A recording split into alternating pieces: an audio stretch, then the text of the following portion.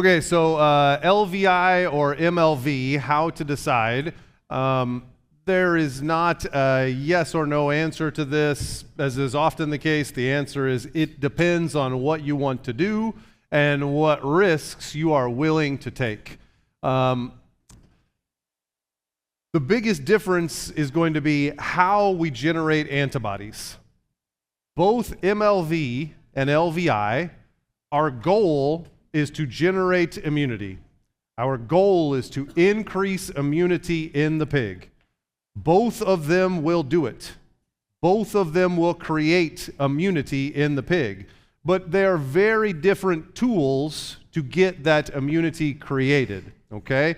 And understanding the differences will help you to choose the best solution for your situation. But we all have different situations. MLV has been cell adapted. So I mentioned in the roundtable that MLV, the parent strain is VR2332. It is a wild type strain that has been researched probably more than any other PRRS strain in the history of the world. We know a lot about it. It's been passed in cell passage, cell adapted, so it likes the pig less than it used to, all right? It will replicate in the pig. That's how it makes its immunity. But it doesn't replicate at the volume of a wild type virus. Simply put, it has a better safety profile, okay? It will generate the antibodies, and it does it in a more smooth way that is going to be a little more safe for most applications. Now, MLV vaccines are not some magic panacea cure everything, all right? MLV vaccines don't prevent infection. My case study at Deerview Farms, we use the vaccine, we can still get infection, we can still have clinical losses, all right? But that wild type strain that came into the farm, if I LVI with that wild type strain, I'm just taking that virus and injecting it in pigs. So I will create immunity with LVI, I will create immunity, but I'm going to do so at a pretty big cost, okay? LVI is also a poorly defined word.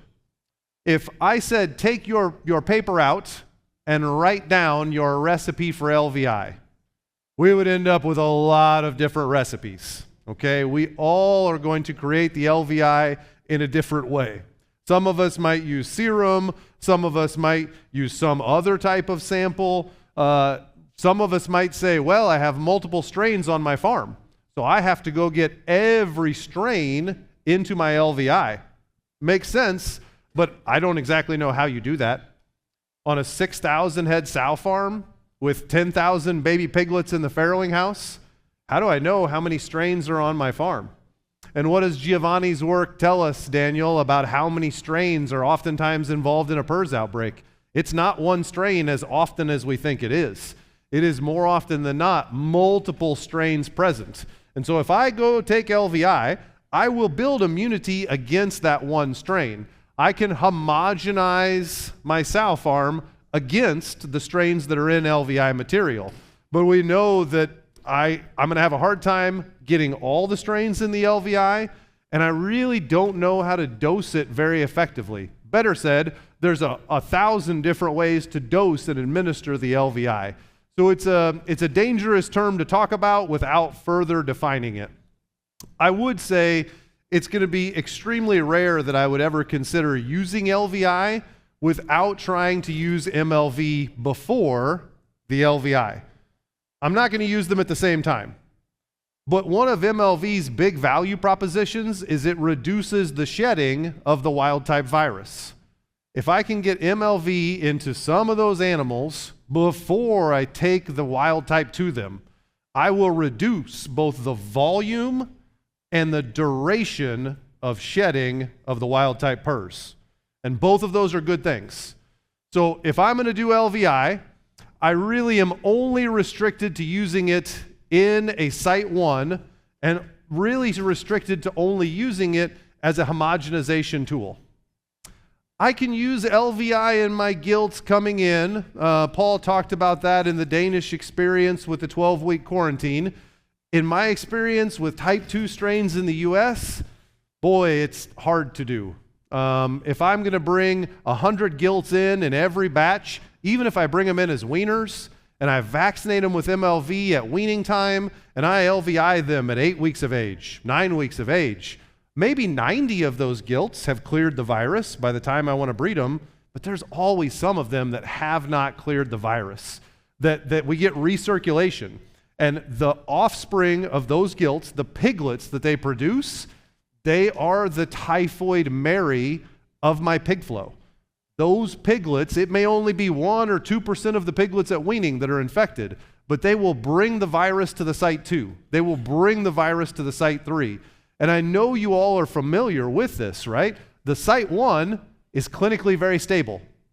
The site 1 has good targets, or meeting the target for stillborns, for mummies, for abortion, for weaned pigs. The weaned pigs are 6.5 kilograms. They look beautiful. And the site 2 is sick. The site 2 has PRRS, right? And it may not have disaster PRRS, but it has additional mortality. It has additional challenge because of that leakage through there. So understand, if you're using LVI in your gilts, it will help most of your gilts to get recovered on time, but there will always be some consequence. Not in the site 1. The site 1 will generally have very good metrics. The site 1 will be really happy because they're getting gilts all the time. Their life is easy. Easy to make the breed target, easy to make their numbers. But they're creating a problem for the site 2. They're creating a problem for the site 3 because they're weaning PRRS positive pigs, not a lot of them, but 1%, 2%, 3%. They're weaning enough that every batch of pigs has a problem once they lose their maternal antibodies from the sow farm.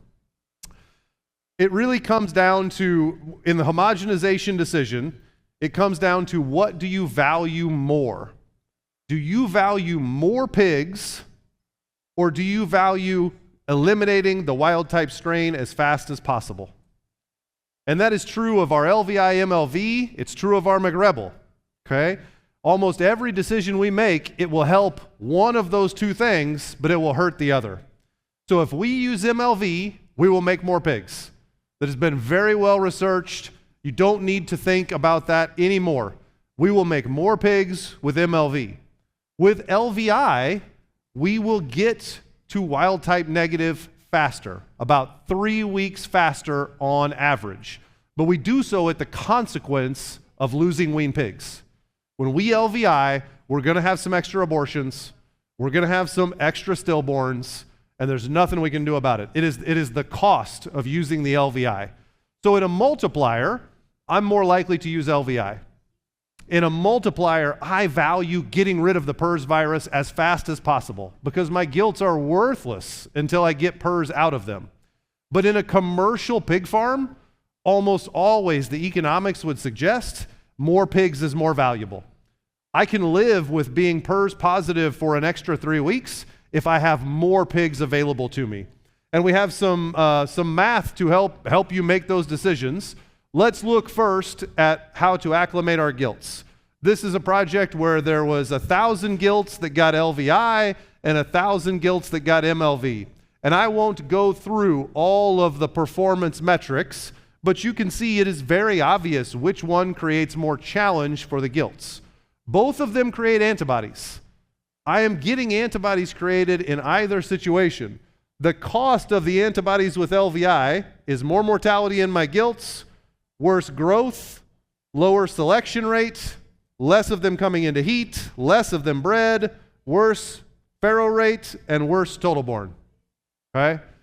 Either way, I'll have antibodies, but I do so with more challenge when I do LVI. And then this is the homogenization question. Which one is going to get me more pigs? The MLV has less total losses. Total losses is how many weaned pigs did we lose during the outbreak. And you can see the MLV, when we use that to homogenize, we are going to have less total losses when compared to LVI. So both will create antibodies. They both have a different value proposition. Think about it simply. Do I want to get negative to the wild type faster, or do I want to maximize the number of weaned pigs I'm going to produce?